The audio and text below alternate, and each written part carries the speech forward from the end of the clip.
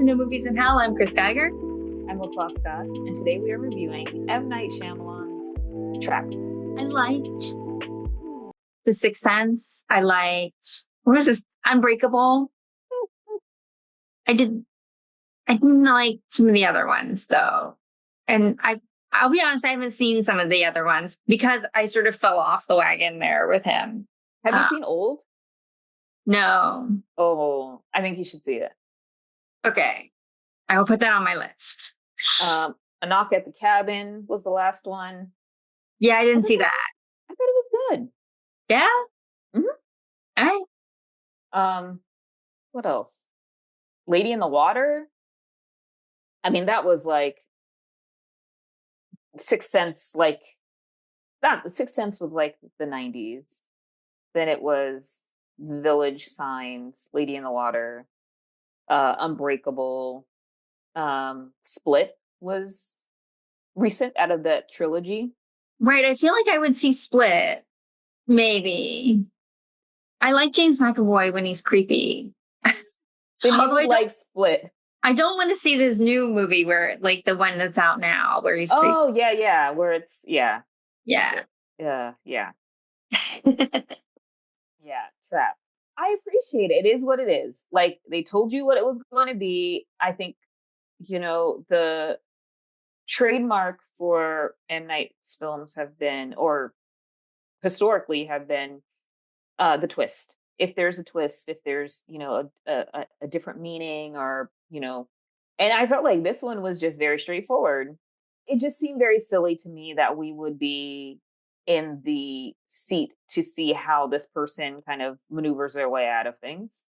Because, like, as a society, like, this should not happen. But I thought it was interesting to get, like, the talent involved and how they got involved. But I have to say that I was so excited to see Haley Mills in this.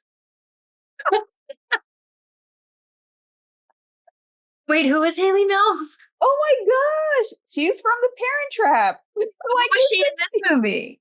She was the psychologist who was like who was like teaching the police how to get him.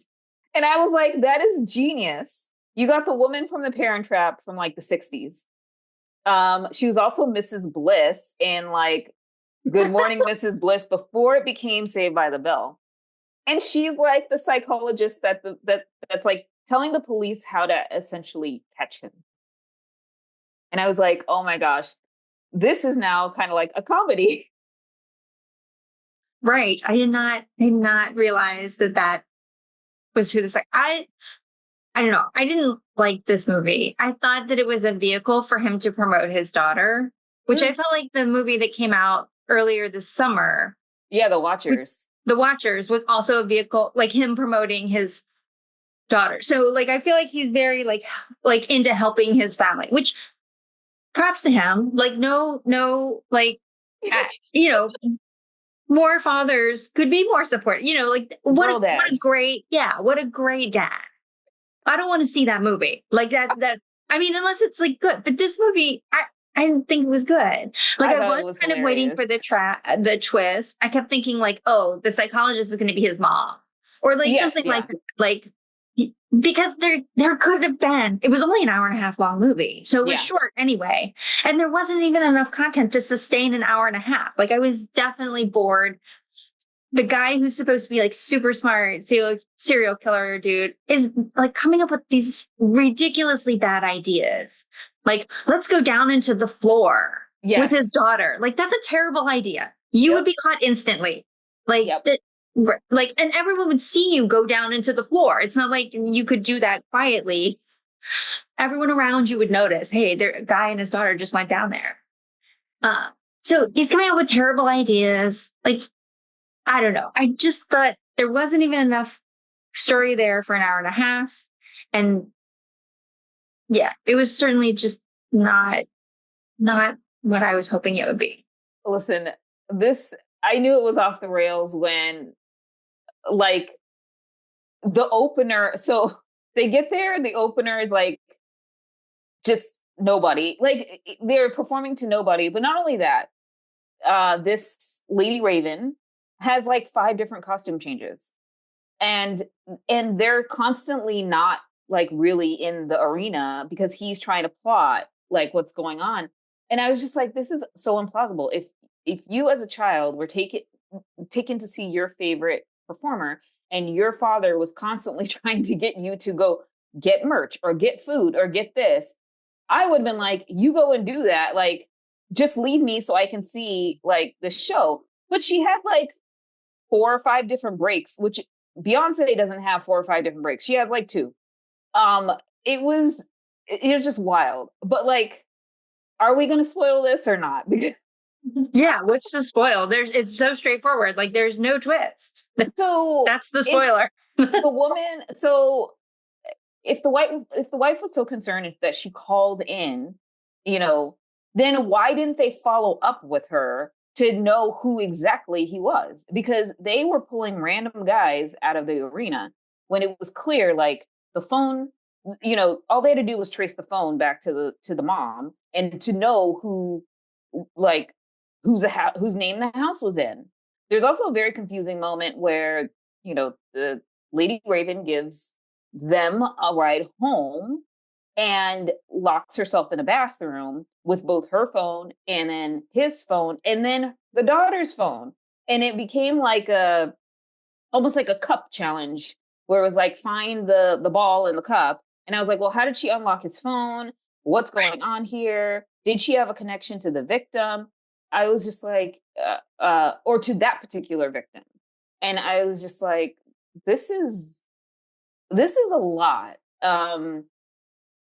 But yeah, I was just like, this man, M. Night Shyamalan in Old, named a character mid-size sedan in Old. So anything goes.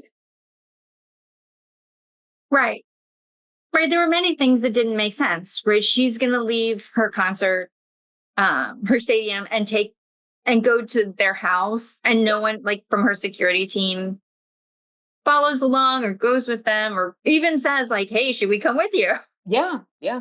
So I'm assuming that her driver is also a bodyguard, but he seems very willing to just sort of hang out in the car. Like when she says, call the police, when she sends him the message, call the police, like he lets somebody get into the limo and drive off. Like that's his limo. Where's he going to go? How's he going to get back?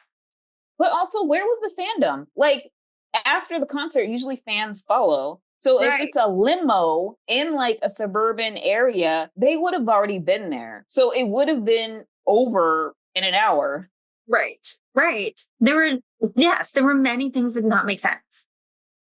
But good on the family, like support there. Yeah. I thought I think Lady Raven, the woman who plays her, very pretty, very talented, clearly, like awesome. She's going to do some stuff we're going to see probably. Yeah.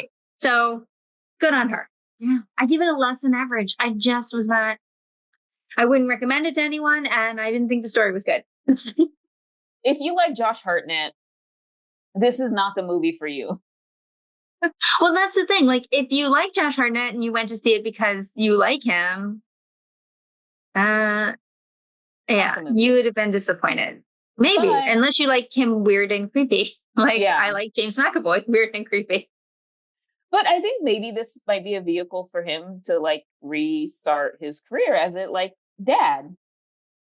Yeah, I mean, it's definitely a different thing for him, for sure. So, again, and nothing personal against anyone who was in it. I just didn't. It was not for me.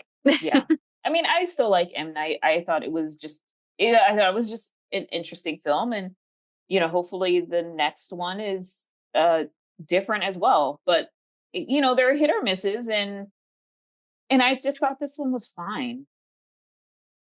Yeah. Do you have anything to plug in this episode? Yeah, I mean, looking forward to the fall films and the rest of the summer films. Still got a few more to go. And also the catching up on films that I just clearly missed during the summer and that are on streaming now.